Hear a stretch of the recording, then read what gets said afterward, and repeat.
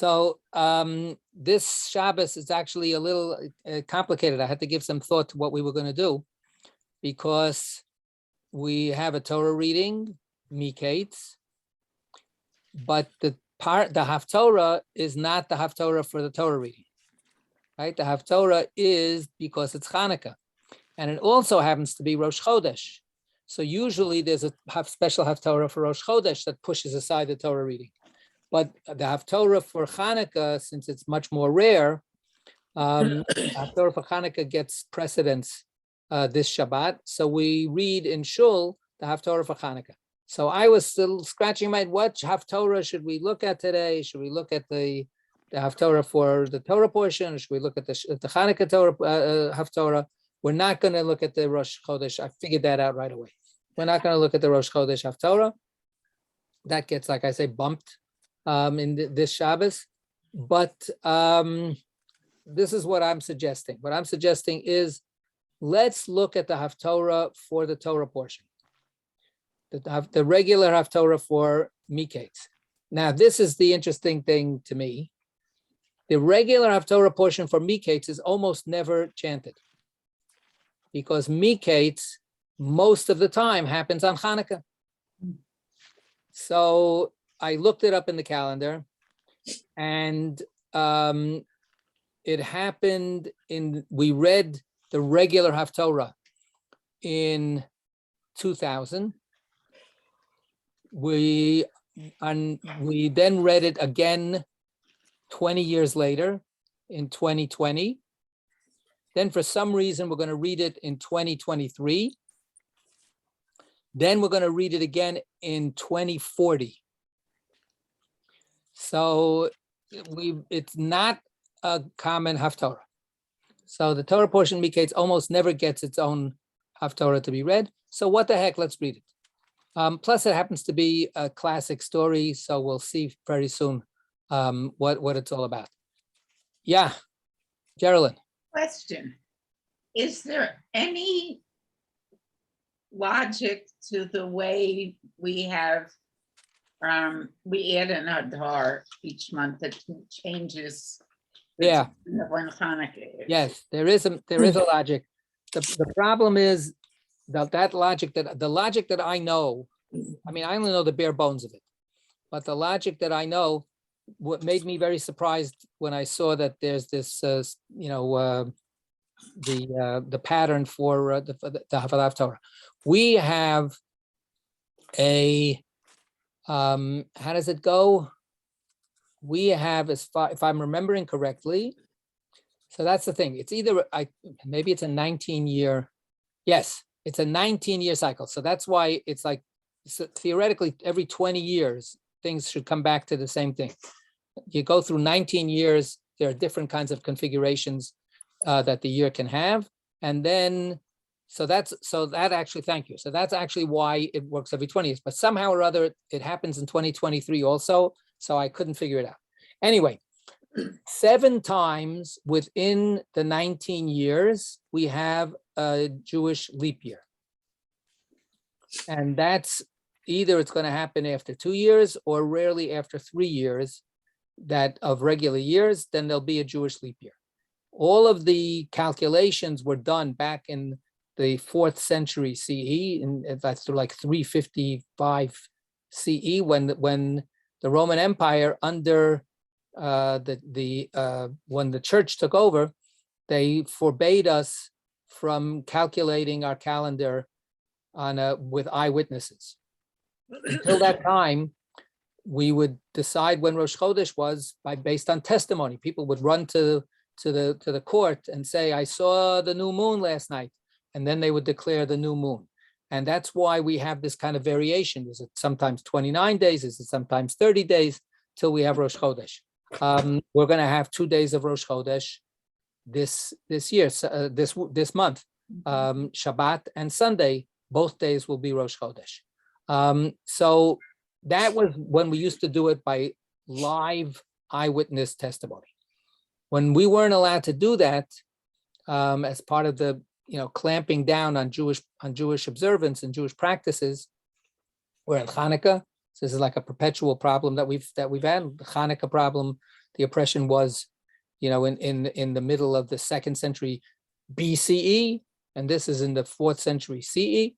But so we actually then calculated forever almost a calendar for Jewish life, and we follow that calendar to this very day. So it's just all programmed. That's how I looked it up. I have a book, like that has the years again, and it's like a 100-year calendar or something. So like when people say, when's the Yortzeit, my beloved died 30 years ago, what's the Yortzeit this year? So the book tells you. Or when's my niece's bat mitzvah going to be? She was born, yesterday, in 13 years, when's it going to be? Or something, so that we can look this over. Anyway, the point is that it's always calculated to keep Pesach in the spring. That's the Torah says that Pesach has to be a spring holiday. So we know, for instance, like the Islamic calendar is a lunar calendar, and it's, we've become aware, for instance, of Ramadan, and Ramadan keeps moving every year. It's a little bit earlier and a little bit earlier and a little bit earlier and a little bit earlier. So Ramadan can happen in the spring, it can happen in the summer, it can happen in the fall, in the winter, because the lunar calendar is shorter than the solar calendar, right? So we try to make up the 11 days and change that the lunar calendar is short compared to the solar calendar, spring, summer, etc. That goes according to the sun, not according to the moon. So in order to make up those days, so we, every couple of years, add another full month. So if it's after 2 years, so we've lost 23 days compared to the solar calendar. So if we add a 29-day month, we actually then push the holiday a little later, right? So that's what happens. And then we start losing ground again, and then we put the month back in. So for instance, this year, everything is very early, as we say, right? Because we kept on losing ground over the last couple of years.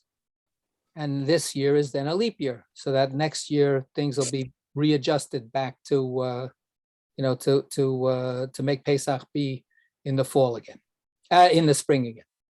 So it's all mathematically calculated. It's all, about the fractions of the days and this, the orbits of the sun and the moon and all that kind of stuff, dividing it up and doing it. So that's the system. A leap year for us. This year's a leap year because if we didn't do a leap year, this year Rosh Hashanah happened on September 6th, right? Mm-hmm. If we didn't do a leap year, next year Rosh Hashanah would have happened in the middle of August, right? 11 days, 12 days earlier. And when was the last time we had a leap year? 3 years ago? Nobody remembers? I'll tell you.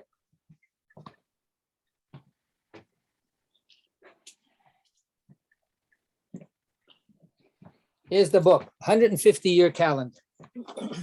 So we are now in the year 2021, right? Right. So the leap year will actually occur during 2022, 2 Adars. So let me see when's the last time we had 2 Adars. The last time we had 2 Adars was in 2019. Right, so that's, and the time before that was 2016. Well, it's been like every 3 years. It's every 2-3 years. I mean, it's after 2 or 3 years. The next time we're going to have a leap year is 2024. And that'll be 2 years, right? Right. So that's the deal. Okay, so now let's begin reading this Haftorah that is read so rarely. The Torah reading is Miketz. It begins with the famous dreams, the double dreams of Pharaoh, and he can't figure out what it means. The skinny cows swallow up the fat cows, 7 fat cows, then 7 skinny cows, 7 fat sheaves, then 7 skinny sheaves. They get all swallowed up by the skinny, awful ones.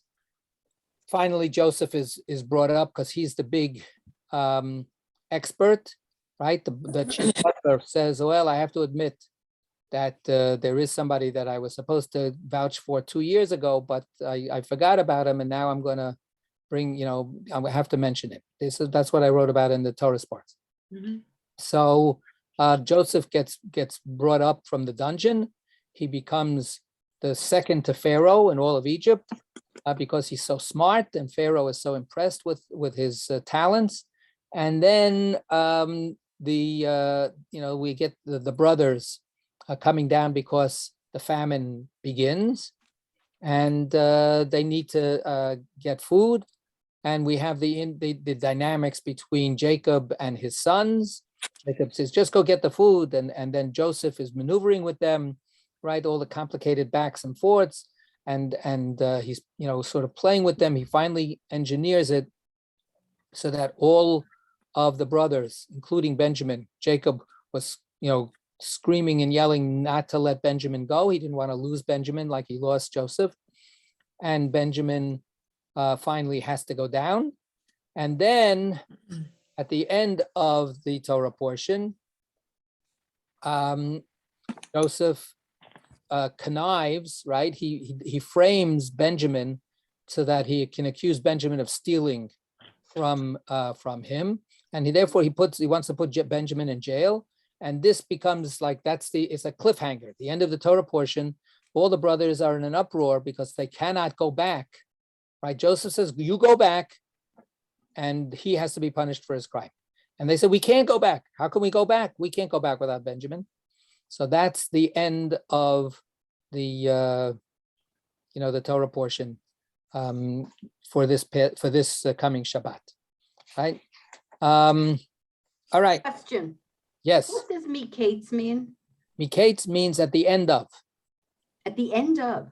At the Okay. end of 2 years. In other words, 2 years after Got Joseph it. had his whole dealings with the butler and the baker. The baker, doesn't do so well. He gets executed, but the butler gets restored to his position. And then Joseph says, "Remember me. I did you. I was there for you." So and the butler says, "Yeah. I promise. And then it says, and after 2 years of not remembering anything, he forgot him. 2 years later, shift the scene. Now Pharaoh has this problem. That's how the beginning of the Torah reading is, and we'll see that that's relevant to our Haftarah. So our Haftarah is in the Eitz Chaim. It's on page 271, and it comes from the first book of Kings, chapter 3, verse 15, and it goes through to the first verse of chapter 4. So it's not really that long of Torah.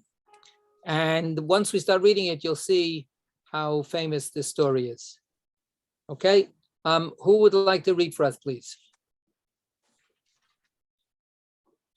Going once. I'll do it. All right, thank you.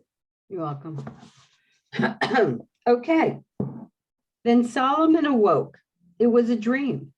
He went to Jerusalem, stood before the ark of the covenant of the Lord, and sacrificed burnt offerings and presented offerings of well-being.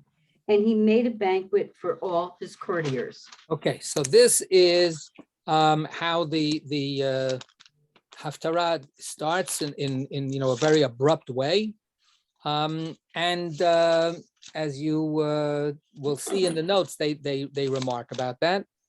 I want to just give you a little background of what happened. And if you would look back before verse 15 in chapter 3, I'm trying to get it right here, right? There it is. Good. So what happens is it tells us this dream. and it says that God comes to Solomon while he's sleeping, right? And he says, this is verse 5, in Gibeon, the Eternal appeared to Solomon in a dream at night, and the Almighty said, Sha'al ma'aten lach, ask for anything, I'll give it to you. So this is Solomon having a dream. And then Solomon says, oh, you've been so good to my servant, my father. You loved him so much. You did such great justice and truth for him.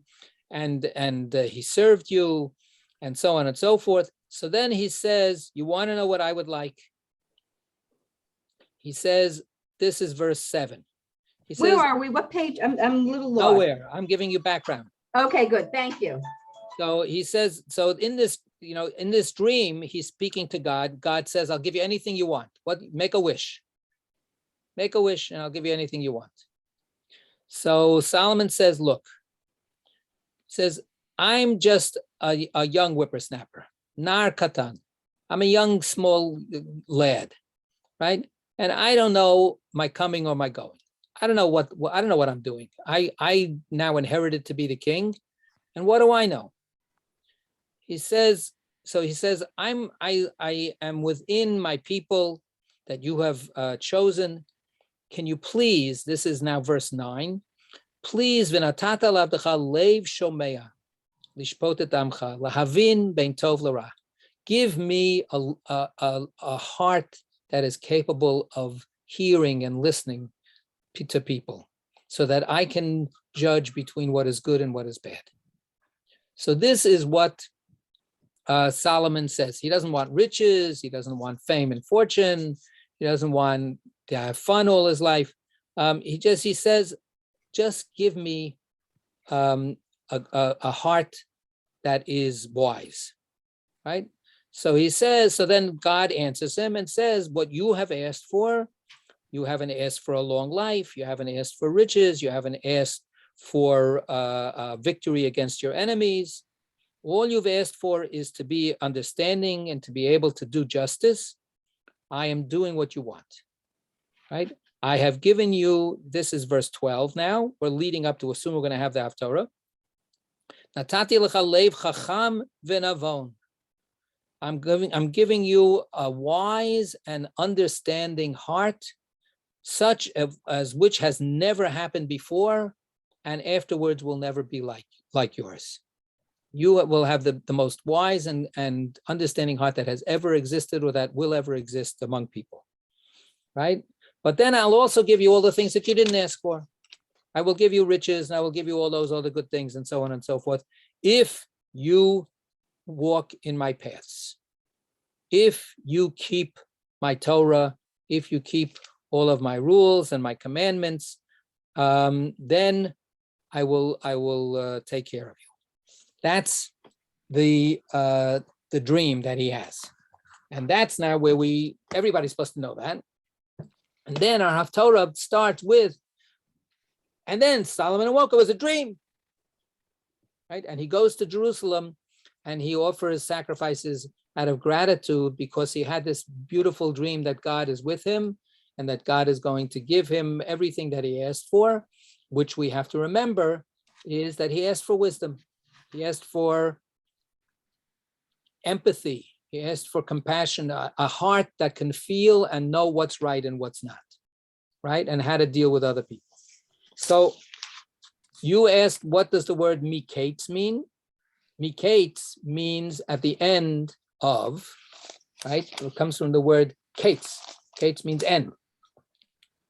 But if you look back at the Torah reading, what's the name of our Torah reading is Miketz. After two years, Pharaoh was dreaming, right? And then we have a description of the whole dream, right? And then in verse 4, after the skinny cows eat up the fat cows, it says, Vayikatz Paro. Pharaoh woke up. So there's that play on words. Miketz means at the end of. Vayikatz means he woke up, right? Because it's sort of like at the end of the dream. No more resting, time to get to work. right? So, and then he has the dream again, and then he wakes up again, right? In verse 7. So this is our question is always, what's the connection with the Torah reading? So this is the first obvious connection with the Torah reading, that it's about a king who wakes up and realizes that he had a dream, right? Simple. But even now, and so far we've read one verse, okay? But, right, one verse. Compare and contrast is the way we approach these things. So that's the easy and obvious and appropriate connection. But meanwhile, there's a big difference, right, between these two kings, their dreams and their waking up and realizing that it's a dream, right? What's with all of the similarity? Two kings, two dreams, two waking up, two realizing that the two people realizing that they have a dream. But what's the difference? There are so many differences. What are the differences?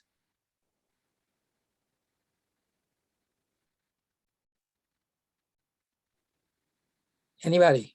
This is like in the Torah reading. None of the courtiers know how to interpret this. Come on, this is not so hard. One of them is a pharaoh. Pharaoh versus the Jewish king. Right. So that's a big difference. Okay, and then there's all these other differences. That coincidence? I don't know. What are some of the other differences? What does Pharaoh, when Pharaoh wakes up from his dream, what's his reaction? He has a more troubling dream than Solomon. Number one, he's very troubled.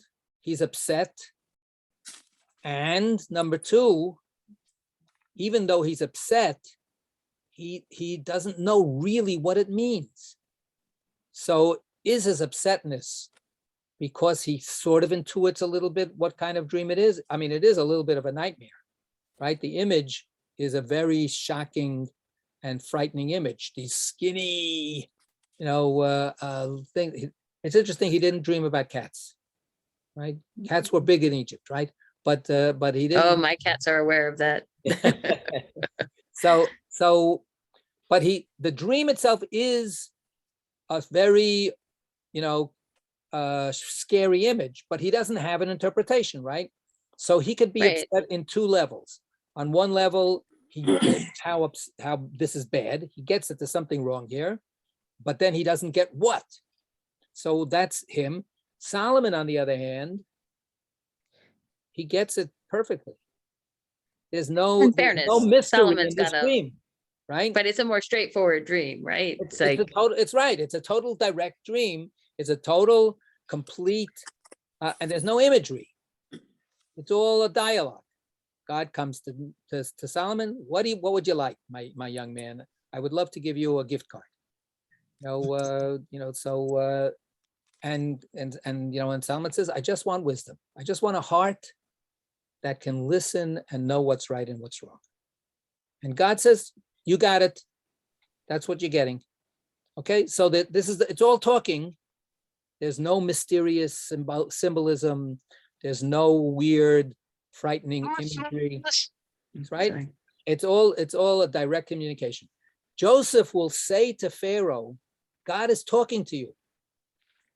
God is directly telling you what's happening and what's going to happen to Egypt, and therefore you're going to need to take some action.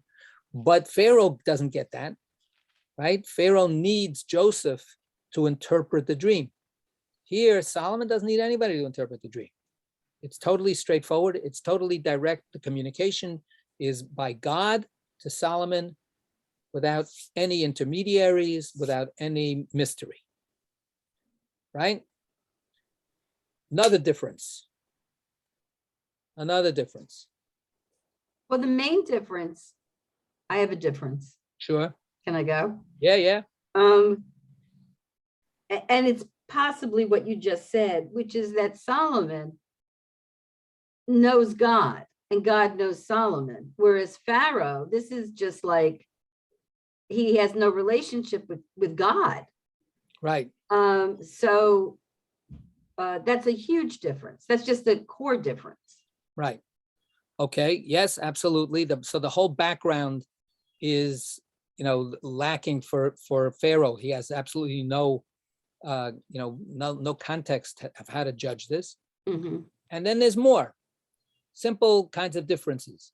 Pharaoh's dream, as Joseph tells him, is basically something about his people. It's a prophetic dream to alert Pharaoh, watch out, here comes the 7 good years, and then there's going to be 7 bad years. So you need to know that, right? In Solomon's dream, it's a totally internal, personal dream. It's all about what's happening inside Pharaoh, inside Solomon's own soul, inside his own heart, right? It's not about what's happening to the people. It's not about some economic, social cataclysm that's going to be a big challenge for him. It's just, granting him a deeper spiritual dimension within himself. Right? Okay, now let's see where this goes. Verse 16. So now we turn the page in the Etz Chaim or whatever text you're using. Okay. And here we go. Later, 2 prostitutes came to the king and stood before him. The first woman said, "Please, my lord, this woman and I live in the same house, and I gave birth to a child while she was in the house. On the 3rd day after I was delivered, this woman also gave birth to a child. We were alone. There was no one else with us in the house, just the 2 of us in the house. During the night, this woman's child died because she lay on it. She arose in the night and took my son from my side while your maidservant was asleep, and laid him in her bosom, and she laid her dead son in my bosom. When I arose in the morning to nurse my son, there he was, dead. But when I looked at him closer in the morning, it was not the son I had born." The other woman spoke up. "No, the live one is my son and the dead one is yours." But the first insisted, "No, the dead boy is yours, mine is the live one." And they went on arguing before the king. Okay, does this sound familiar? Yeah. This is the famous story called The Wisdom of Solomon or The Judgment of Solomon. So this is the story that follows right after this dream, which tells us that Solomon was endowed by God, gifted by God with a heart of so much wisdom and understanding. So now this is going to be the kind of a sample story to show how smart, how wise, how discerning Solomon is. So we have this scene, right? And we have, it's a, let's take it in for a second. So Solomon is the king, and he says, I want to be able to judge righteously. So, what kind of judgment is he going to be doing? Well, if the ambassador from, Ethiopia comes and something, maybe he'll be a judge. Here it is. It's like the most lowly, direct. Can you imagine, that if these are 2 prostitutes, right? That's in the Hebrew, and here in the English, thankfully, they translate it that way, right? This is the low level of society. They have direct access to judgment from the highest, most powerful person in the state, in the country. And, if you want to get access to the highest, most powerful, judges in the country today, you have to have multi-million-dollar resources, right? So it's pretty amazing that this is the story that's being presented to us. So just on that level, again, if we think about Pharaoh and we think about the, in the Torah reading, Pharaoh, how would we compare Pharaoh and Solomon?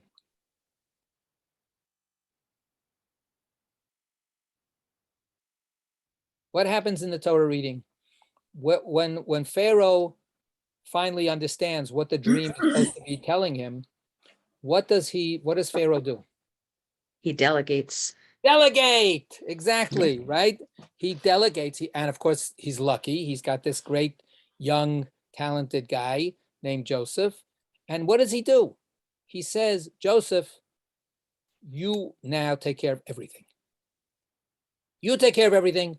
I'm the king, you do everything else, right? He says, the throne is the difference between me and you is I'm on the throne and you're not, but you have the power for everything. Anything that the people need, it's all up to you, right? He delegates. So, which might be a very smart thing to do, but there's a very stark difference between the picture that we're given here of a king who has office hours for anybody, right? Before we get into even what the case is. So they're not being kicked out by the bodyguards. They're not being, pushed aside. They don't have to pay admission. They don't have to. Two women, prostitutes, they have a quarrel. They get to have the quarrel decided by King Solomon. Yeah, Audrey. Could this be because the society Solomon is overseeing is less complicated and developed? Well, it's definitely a smaller, it's a little mini kingdom compared to Egypt. to Egypt. On the other hand, he eventually organizes, this whole effort. He builds the first temple. He creates, we talk about the pyramids and stuff as an example of, state sponsored organization, slavery, etc. Solomon ends up doing the same thing. I mean, here he's still at the very beginning of his kingdom, and this is a whole archaeological and historical argument. How major was the kingdom at that point? Was, did King David actually even have a palace? Was he just this nomadic, chief that was running around, in a tent? Mostly Israeli archaeologists and historians fight about this to this very day. So, but, so maybe that's kind of like the image that you have of this kind of like sheikh that's, that sits Yeah. and a little bit. Yeah. Okay, Yeah. it may not be important at all, just a thought. Well, no, it's something to take note of. Okay, But, choices are made, because even sheikhs can say, I'm not going to be bothered by that. Go, That's go true. talk to the other guy. Okay. So now what is the fight about? about whose baby is alive. Right. So they're arguing about whether or not there was some kind of trickery here, whether there was some kind of switching around. And one woman says that my baby was a few days older. I know my baby. I know what my baby looked like. I was with my baby. So when I saw my baby in the morning, I recognized this is not my baby. This dead baby is not mine. The living baby, I recognize that, but that's my baby. And the other woman goes, no way. I didn't do anything. I'm honest. And part of what we have in the scene is, are there any witnesses? No. Right? It says specifically, we were alone. Right? In the Hebrew, it says, this is verse 18, we were together with no stranger with us in the house. Right?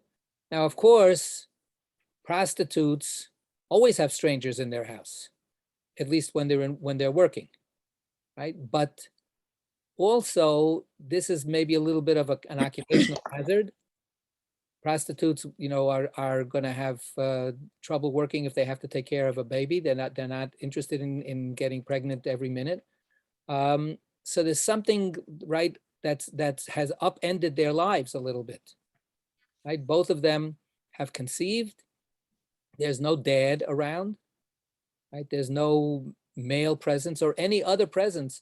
Maybe they're actually, having the baby on the QT. So there's this kind of, with small hints, I'm reading it as very much a picture of people who are struggling, who are marginal, who don't have a lot going for them, right? They don't have a big support system. They don't have an extended family. They don't have a social context to be with, and now they have the most terrible thing that they have to struggle with. Is this baby theirs, and is this baby alive or dead? And they're fighting tooth and nail with each other. And if they keep on fighting, right? It says, and they went on arguing before the king, right? So that's also like a little bit of an interesting to me. And, the decorum here is not exactly, Solomon is not like hitting the gavel, silence in the courtroom, right? These two women are like passionately panicking and screaming at each other. And Solomon, what's he doing? He's just watching and listening. He's just watching and listening. So what do we have again, as a kind of a compare and contrast in the Torah reading? Pharaoh is very active, and as soon as he hears about Joseph, wants him brought to him, and etc. Well, what about before that? What about when we're talking about the dream itself? Right, what happens is that what I'm looking at is he presents the dream to his courtiers and he says, "You explain it to me. You tell me what this is all about." Right? He's looking for wisdom and he's looking for guidance from somebody else. He's not the seat of. He's the seat of power. He's not the seat of wisdom. Right? He's he's rated, and then these courtiers listen, and nobody can tell him anything that makes any sense. Right? Okay. So yes, you're right. Once he hears what strikes him as the truth, he jumps on it. But like we said, what he jumps on is the delegating. Right? Okay, good day's work. I delegated to Joseph. I can now go back asleep and go and see what my next dream will be. Right? I kind of admire that. Does anyone else like? This guy is a good man. Right, that's the tragedy later, right? That the next Pharaoh in the story, when we get to a couple of weeks from now, the new Pharaoh that doesn't know Joseph, right, and starts oppressing the Jews. That the Pharaoh that we have he's not an Achashverosh and he's not an Antiochus, he's basically a good-hearted man. He says, "Whoa, you're the best, good." So. Right, but he doesn't have these kinds of gifts that Solomon has. So now, verse 23. Okay. The king said, one says, "This is my son, the live one, and the dead one is yours." And the other says, "No, the dead boy is yours, mine is the live one." So here the English translation, unfortunately, doesn't quite catch some of the beauty of the nuance of the Hebrew. In the Hebrew, it says, the king said, "Zot omeret," etc., etc. "V'zot omeret," etc., etc. It's not one and the other. It's the same thing.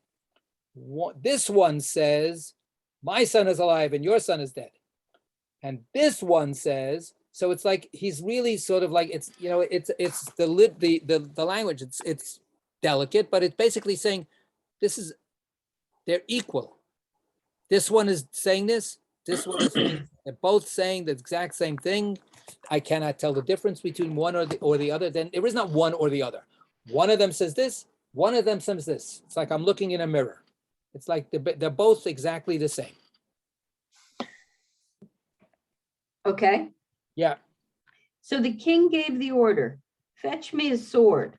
A sword was brought before the king, and the king said, "Cut the live child in two and give half to one and half to the other."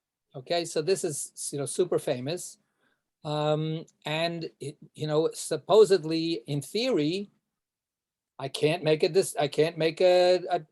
decision here. Each one sounds just as good as the other one, so 50-50.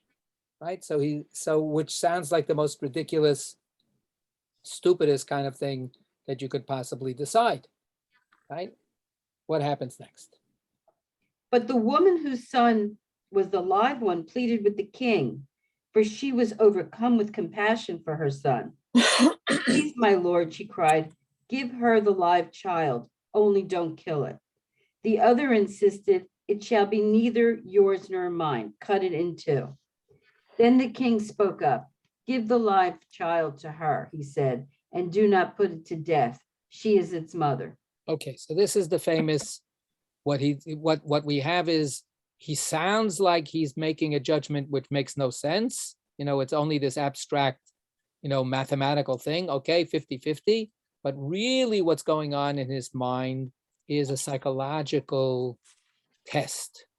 How will each one of these women react to this, judgment? Going back to what he asked God for. Give me a heart that can understand people, that can listen. And that's what he's doing, right? He's listening. And then he repeats what they say. And then when it sounds like he's going off, kilter, right? It turns out, no, he's just trying to see and listen and understand, what are they going to do when they are confronted with this horrific suggestion? Yeah, Merle. I always found this story, especially the paragraph that we just read, I always found it so touching and in many ways very, very real. We sacrifice for our children, we'll sacrifice ourselves in certain ways for our children. And I've just always loved that story. Yeah. I mean, you're right. It's deeply touching. And it's said, the narrator says this woman, she was ready to give up her child as long as to keep her child alive. That's what was necessary. She was ready to do it. What about the other woman? How do we understand that other woman?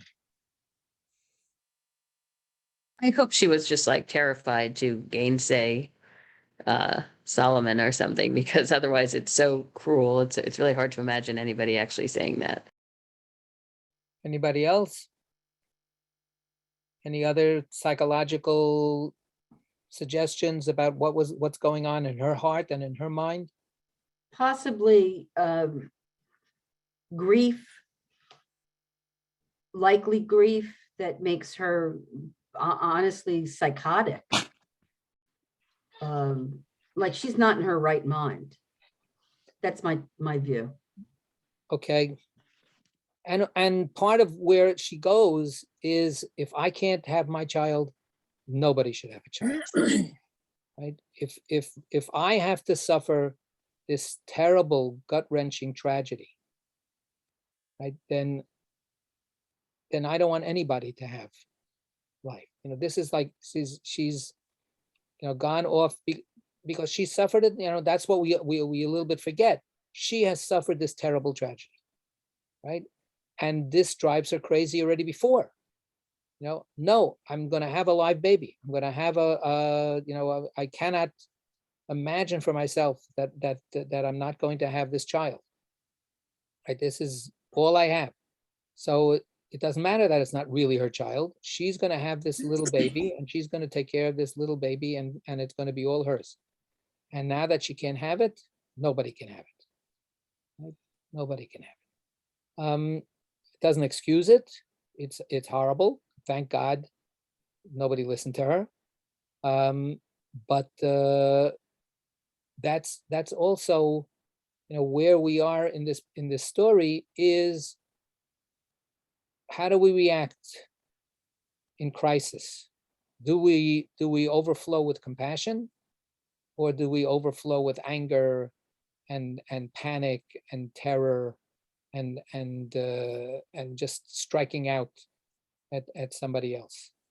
And again, without blaming, it's a tragedy. We have to, we have to be very understanding of this, but that doesn't mean that she gets half the child. No, the baby goes with the real mother, and now this mother will have to cope with what happened. Okay, verse 28. When all Israel heard the decision that the king had rendered, they stood in awe of the king, for they saw that he possessed divine wisdom to execute justice. King Solomon was now king over all Israel. Okay. So that first verse of the 4th chapter actually is supposed to lead us into another story, another description of what's going on, but that's not so important for us. The way that the editors decided to create this Haftorah was to take that first verse and use it to make it into a last verse. So it's the concluding verse here. So after we have that story, right, and usually we tell the story, if we tell the story to anybody or we remember the story, we end up at the end of verse 27. Now we tell the story and he was really, and we tell, and he's, he was so smart to figure this out. We don't really talk about 28. Verse 28, when all Israel heard the decision,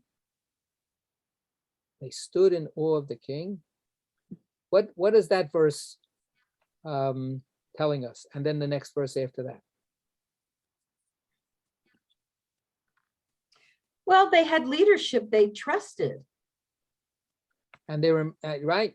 So that's what makes him the king over all of Israel. Like at that last verse, the first verse, this is like they're all going, wow, we've got the real deal here.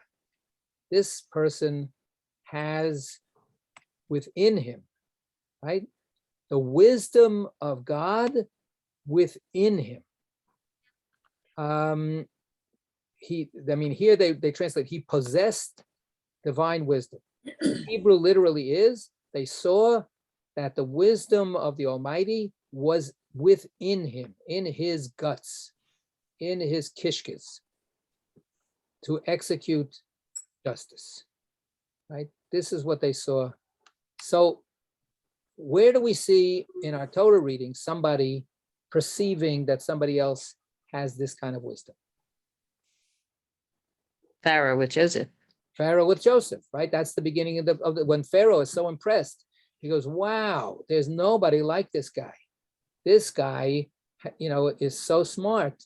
None of you here could have figured this out for me, and this guy did.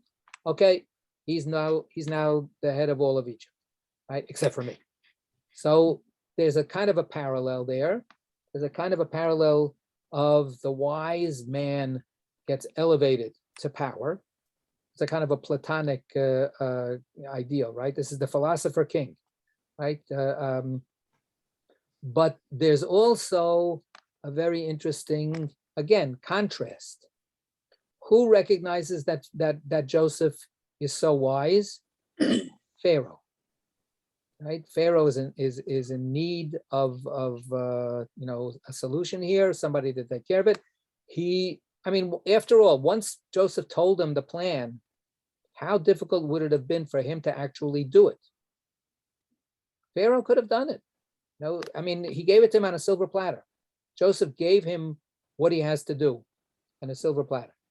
But Pharaoh understood, no, putting it into practice requires a lot of this kind of wisdom too. And unfortunately, the theoretical wisdom and the implementational wisdom is not always the same thing. But he somehow intuits that Joseph has this. But in our story here in the Haftorah, who perceives how wise this person is? The people.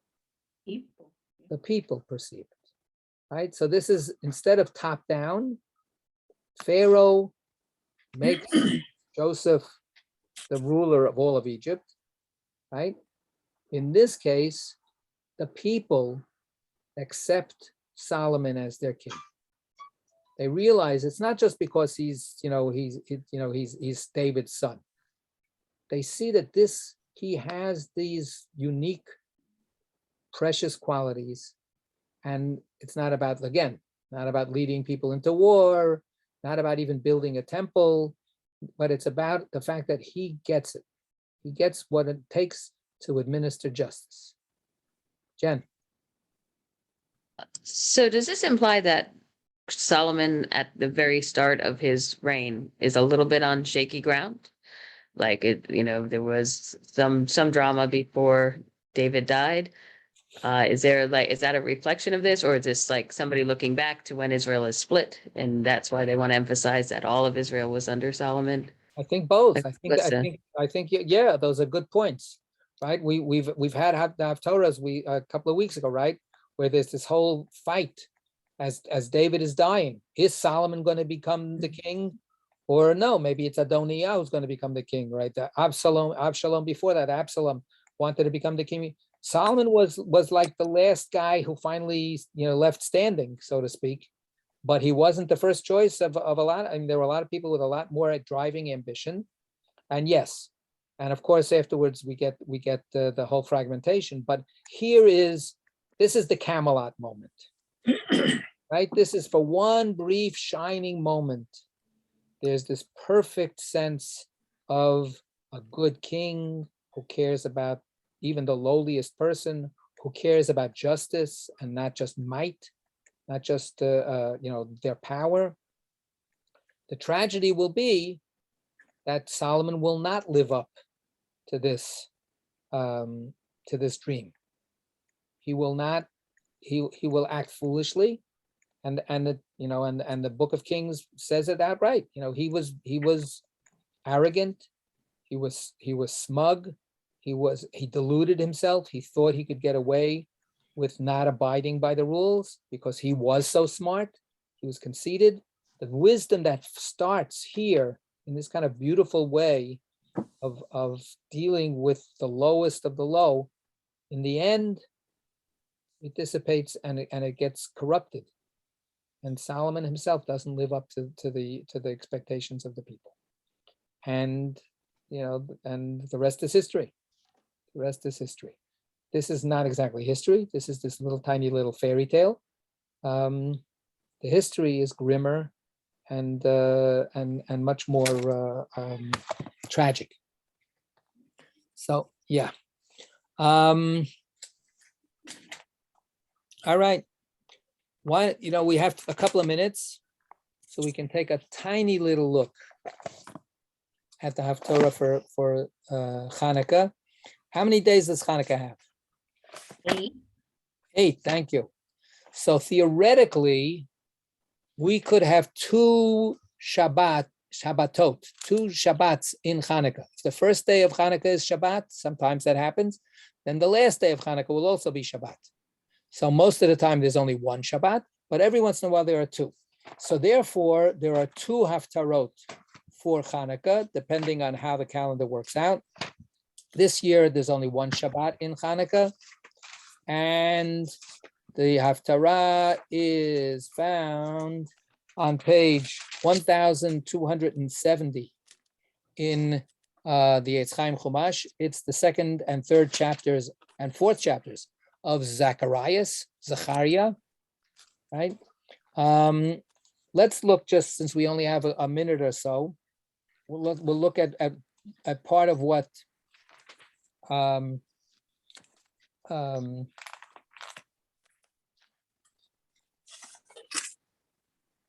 of this Haftorah, and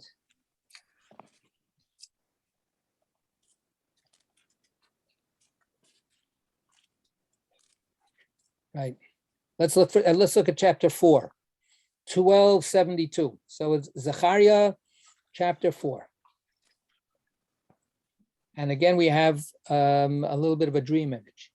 All right, Audrey, you got it? Yep. Should I read it? Please. The angel who talked with me came back and woke me as a man is wakened from sleep. He said to me, to put it in contemporary terms, he's woke. Woke from sleep. He said to me, what do I see? What do you see? And I answered, I see a lampstand, all of gold, with a bowl above it. The lamps on it are 7 in number, and the lamps above it have 7 pipes. And by it are 2 olive trees, one of the right of the bowl and one of its left. I, in turn, asked the angel who talked with me, what do those things mean, my Lord? Do you not know what those things mean? Asked the angel who talked with me. And I said, no, my Lord. Then he explained to me as follows. This is the word of the Lord of Zerubbabel. Thank you. Zerubbabel. Not by night, not by was might. the governor who was taking care of the restoration of the second Commonwealth, the second kingdom, coming back from the exile to build the second temple. Not by might, nor by power, but by my spirit, said the Lord of hosts. whoever you are, O great mountain in the path of Zerubbabel. Zerubbabel. All right, turn into level ground, for he shall produce that excellent stone. It shall be greeted with shouts of beautiful, beautiful. Okay. Chen la. So the image that we have here is the image of the menorah. The menorah is a renewal symbol. This is the fact that, as I said, this is the beginning of the building of the second temple. So we have this, and that's why we have this menorah connection to Hanukkah, of course. This is the renewal of a temple that was destroyed and ground to the dust.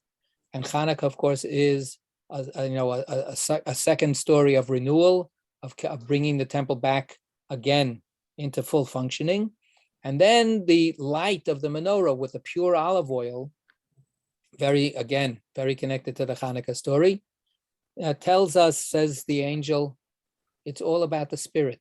It's not about fighting wars, right? It's not about who's mightier than the other person. It's about God's spirit. That's what the light symbolizes. Okay, that's enough. We don't have any more time for today, but I want to wish everybody a happy Hanukkah. Happy All Hanukkah. good things. Okay, take care. Bye. Hanukkah.